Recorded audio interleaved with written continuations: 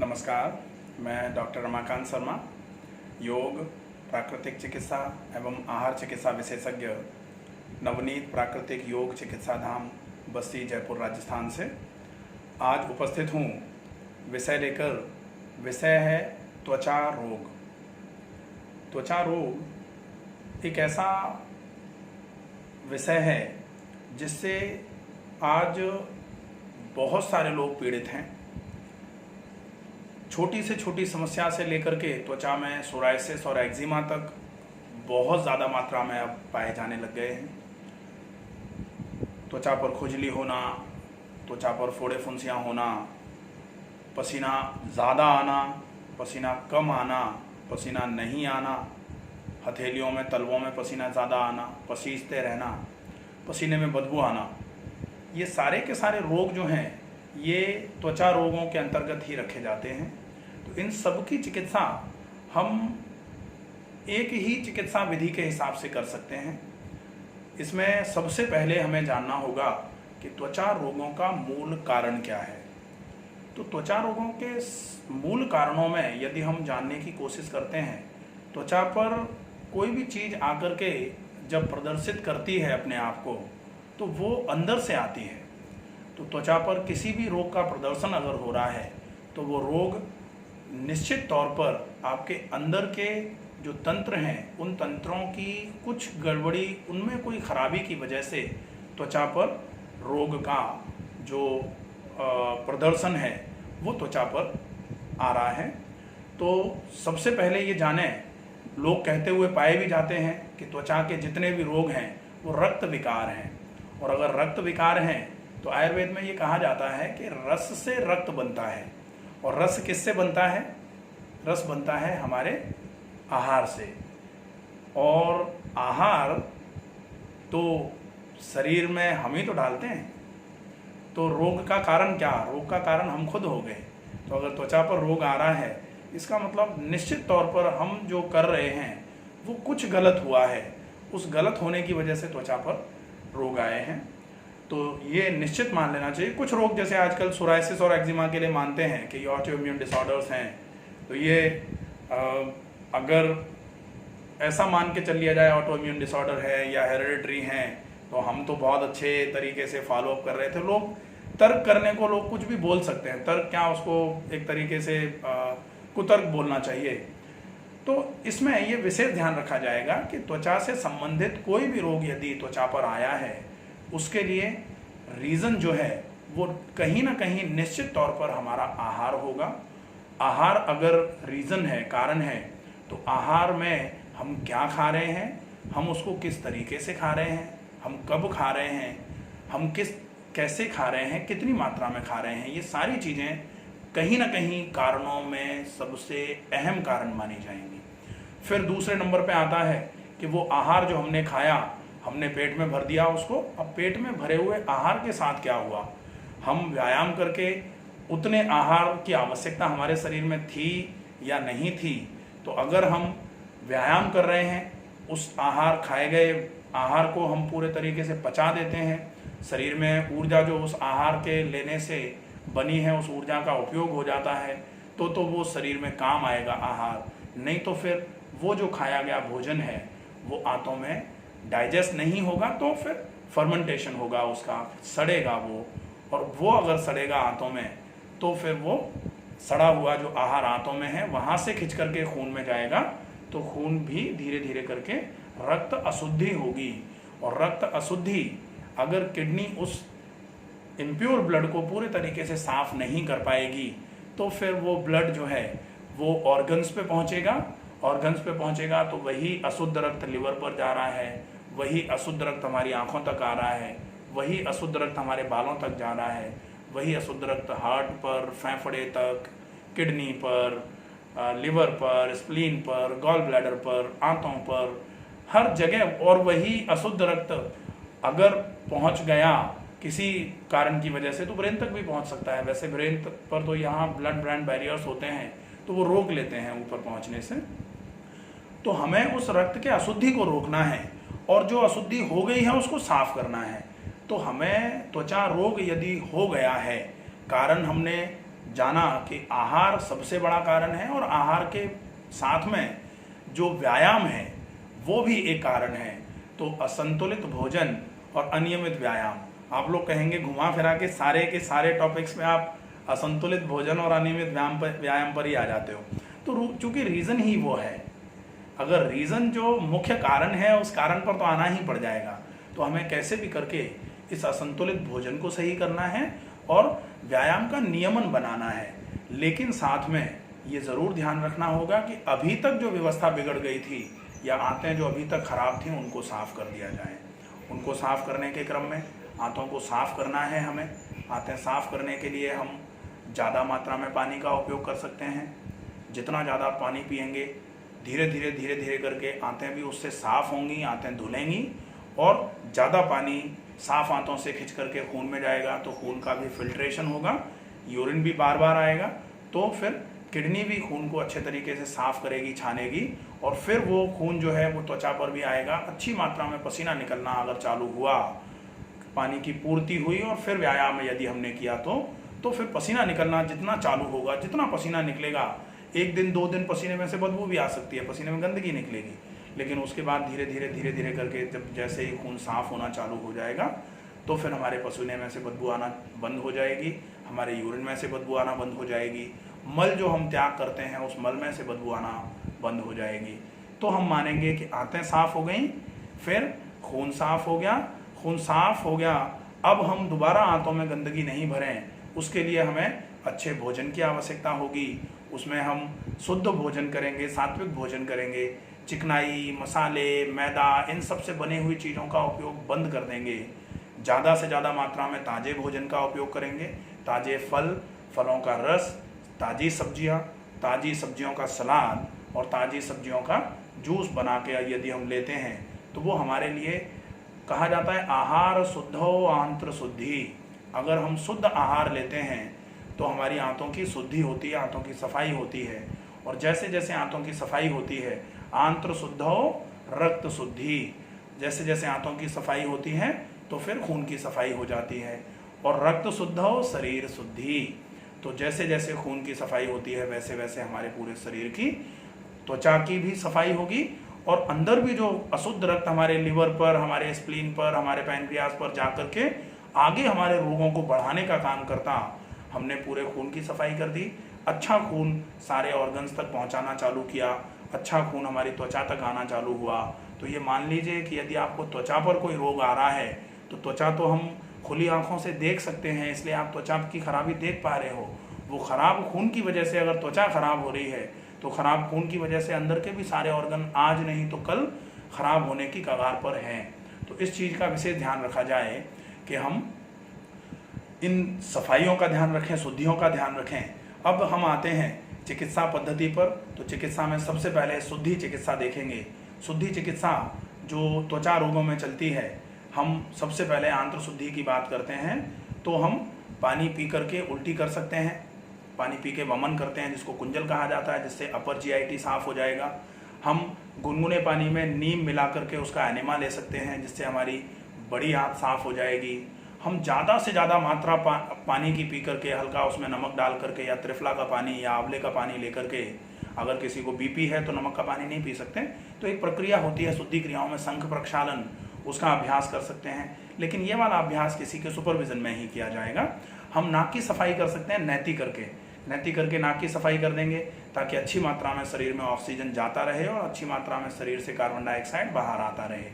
तो नैती, कुंजल, एनिमा और शंख प्रक्षालन, ये 4 शुद्धि की क्रियाएं हैं, इनका उपयोग कर सकते हैं। इसके बाद हम आते हैं प्राकृतिक चिकित्सा पर। तो प्राकृतिक चिकित्सा में शुद्धि में हम पेट पर सेक कर सकते हैं, पेट पर मिट्टी की पट्टी कर सकते हैं यदि हमें खांसी, जुकाम, दमा की समस्या नहीं है तो। अगर खांसी, दमा, जुकाम भी है त्वचा के रोगों के साथ तो फिर हम पेट पर गर्म ठंडा सेक करके एनिमा ले सकते हैं। एनिमा लेके हमने आंतों की सफाई कर दी। अब हम त्वचा पर लोकल ट्रीटमेंट की बात करते हैं, क्योंकि लोकल ट्रीटमेंट सुनने में सबको अच्छा लगता है कि त्वचा है तो त्वचा के लिए कुछ बताओ जो त्वचा पर लगा लें और आज ही सही हो जाए। तो जब तक हम कारण को ख़त्म नहीं करते हैं ना, तब तक जल्दी से सही हो भी जाएंगे तो परसों फिर आ जाएगा रोग। तो इसलिए ध्यान रखना चाहिए, अपन जड़ से ही इलाज करेंगे। तो अब आती है प्राकृतिक चिकित्सा जो त्वचा के लिए है। तो त्वचा पर कोई भी दिक्कत होती है तो हम त्वचा पर तेल से रगड़ के मालिश ना करवाएं। हम क्या कर सकते हैं, हम प्रक्षाल कर सकते हैं। प्रक्षाल हम नीम के पानी का कर सकते हैं। हल्का सा नीम की पत्तियां साफ पानी में धो करके पानी में उन नीम की पत्तियों को उबाला ढंग से, पानी में उबालने के बाद उस पानी से कॉटन के कपड़े को उस पानी में भिगो करके पूरे शरीर पर धीरे धीरे धीरे धीरे करके हल्के हाथ से रबिंग करते हुए पूरे शरीर को पोंछ लेना है। पानी हल्का गर्म रहेगा और रबिंग करेंगे तो दोनों की वजह से त्वचा पर खून का संचार बढ़ेगा। त्वचा पर खून का संचार बढ़ेगा तो पसीने की ग्रंथियों पर भी खून का संचार बढ़ेगा। अच्छी मात्रा में पसीने की ग्रंथियों पर खून का संचार बढ़ेगा तो अच्छी मात्रा में पसीना निकलना चालू होगा, पसीने के माध्यम से गंदगी निकलना चालू होगी। त्वचा के ऊपर की जो लेयर है, त्वचा के ऊपर की जो परत है वो पूरी साफ हो जाएगी नीम के पानी की वजह से। Antiviral, antibacterial, anti germinative effect होता है नीम का। तो ऊपर से भी अगर मान लीजिए कहीं कोई कट्स वगैरह त्वचा में है, उसकी वजह से अगर कोई इन्फेक्शन होने के चांसेस हैं तो वो ख़त्म हो जाते हैं। तो हम नीम के पानी से, हम गिलोय के पानी से, हम नमक के पानी से, फिटकरी के पानी से प्रक्षाल कर सकते हैं। प्रक्षाल करने के बाद हम पूरे शरीर पर गीली चादर लपेट दे सकते हैं। बहुत सारे लोगों को समस्या होती है कि ऊपर फोड़े फुंसी या फिर जलन खुजली भी हो रही है लेकिन साथ में गर्मी जलन बहुत ज़्यादा है। तो ऐसी कंडीशन में यदि हम गीली चादर करके, कॉटन की गीली चादर पूरे शरीर पर लपेट लें, उसके ऊपर से शरीर पर सूखी चादर लपेटें गीली चादर के ऊपर, और सूखी चादर के ऊपर यदि संभव हो जाए तो हम कंबल लपेट लें। इसको फुल बेड शीट पैक बोलते हैं। और वो गीला चादर जो है वो नीम के पानी में गीला करके लपेटें तो त्वचा से संबंधित रोगों के लिए बहुत अच्छी चिकित्सा मानी जाती है ये। इसके बाद हम आते हैं कुछ ऐसी चिकित्सा पर जो पसीना ज़्यादा निकाले। अब पसीना ज़्यादा निकालने के लिए हम गर्म पानी स्नान जो घरों में अगर लेना है हमें तो एक बाल्टी में गर्म पानी भर के उसमें पैर डाल लें। लेकिन जब भी गर्म पानी में कोई भी इलाज लेते हैं तो माथे को, सिर को ठंडा करते हैं। तो पानी ठंडा पीना है, सादा पानी मटके का पीना है, 1-2 गिलास 3 गिलास इतना पी सकते हैं। और एक तौलिया को गीला करके सिर पर रखना है, फिर गर्म पानी में पैर डालने हैं, ऊपर से कंबल ओढ़ लेना है। तो वो जो पैरों पर गर्म पानी का इफेक्ट है वो पूरे शरीर में से पसीना निकलवाएगा।